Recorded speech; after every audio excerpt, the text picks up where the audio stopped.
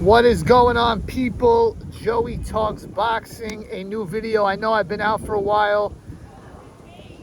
Listen, I love doing these videos, but I got some other stuff in my life. I don't really get paid for these videos. I do it out the love, but I love speaking about boxing, and I love the comments and stuff like that.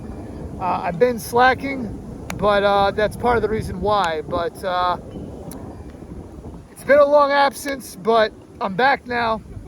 I want to talk about the retirement of boxing great Vasyl Lomachenko.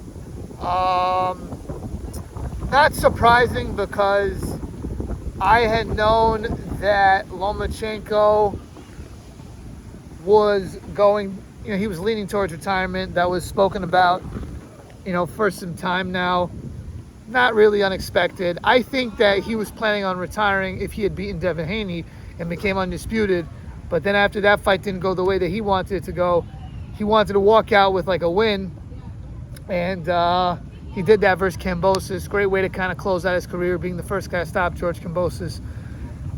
Unbelievable fighter, man. Unbelievable talent. Probably the greatest amateur boxer ever. Comes into the boxing game with such high expectations, like no fighter I've ever seen before turn pro. And man, he was a pleasure to watch, a pleasure to see. You look at what he did at 126. In his first pro fight, he wanted to fight for the world title, but the commission didn't allow him.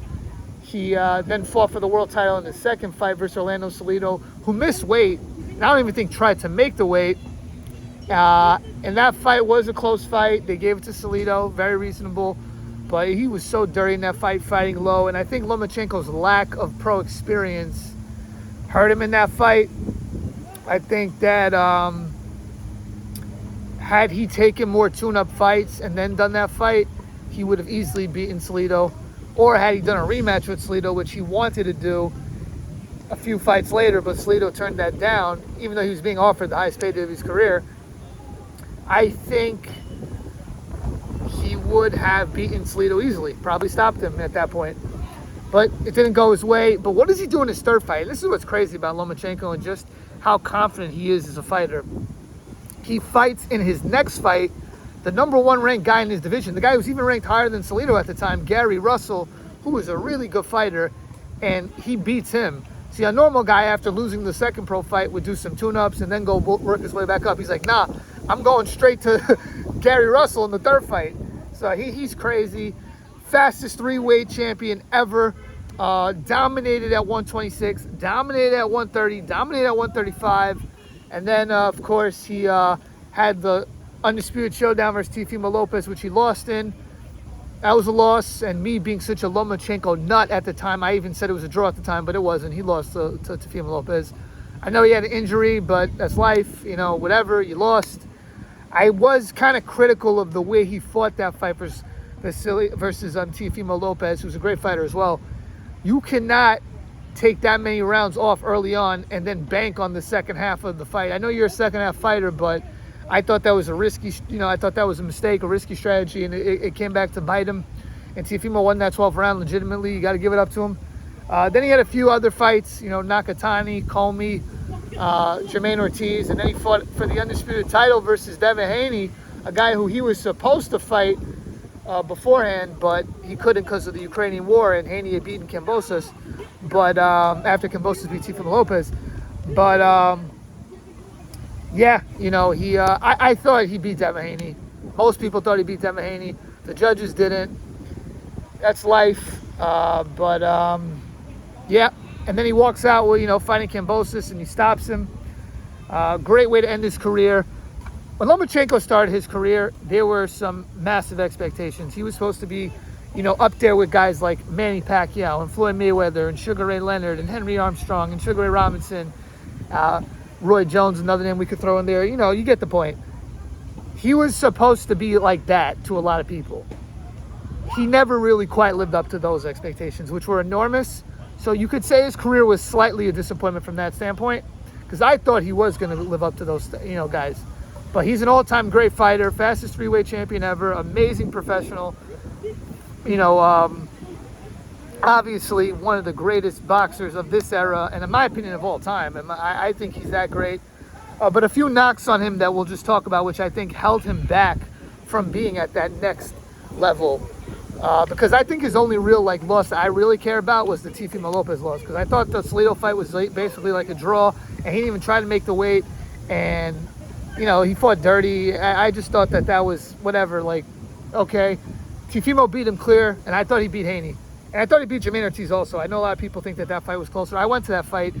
The fight was an ugly fight, but I thought Lomachenko had clearly won the fight. I don't know what these two kids are doing. They're just going crazy right now. But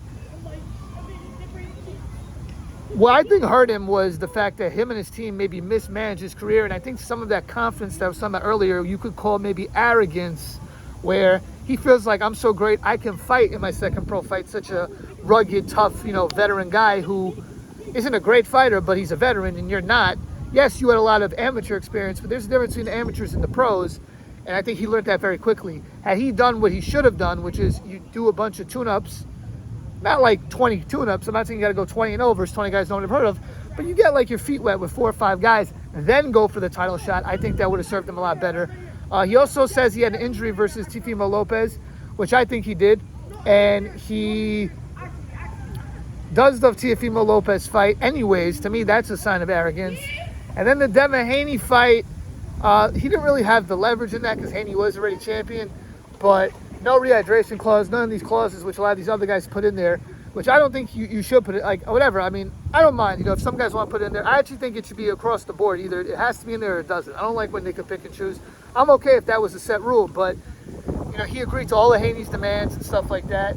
And, even in the 12th round, I felt like he kind of sat on his lead a little bit, and that came back to bite him. Had he won the 12th round, it wouldn't have won the fight, but it would have been a draw.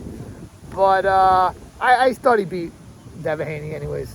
But I think him always pushing the limit, and also if he would have stayed at 130 instead of going to 35, he would have probably had a crazy run at 130 and been one of the greatest 130-pound champions ever. So, maybe he tried to do too much. I think that might have cost him. And another thing is he's injury prone. The guy, he's just not that durable. And I think that's the difference between him and his countryman, Alexander Usyk, where he's just injury prone. And unlike Usyk, he's not as physical as Usyk. He doesn't have the intangibles that Usyk has.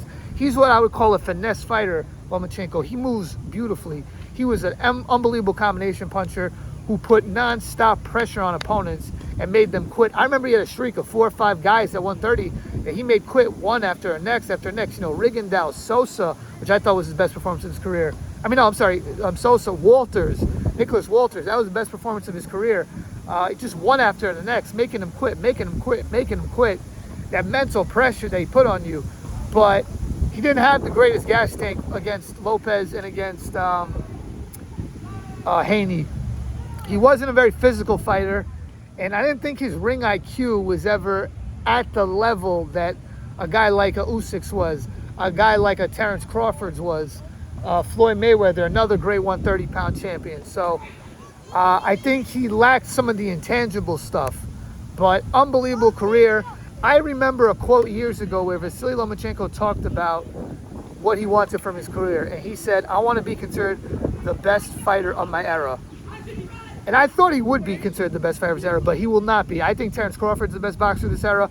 Some people say his countryman Usyk, and I think Inoue is as well. So I think those three are greater than him. I think debatable is Canelo. For me, I put Lomachenko ahead of Canelo. Guys like Bitterby of Bivol, Triple G, Kovalev, those guys are excellent too. But I think that Roman Gonzalez is another name we could throw in there. Lomachenko probably stands behind those three. I think those three are clearly ahead of Lomachenko. But an unbelievable career, and I had the privilege of watching him fight twice live, and I'm going to be able to tell people that. I've gotten to see a lot of great fighters live.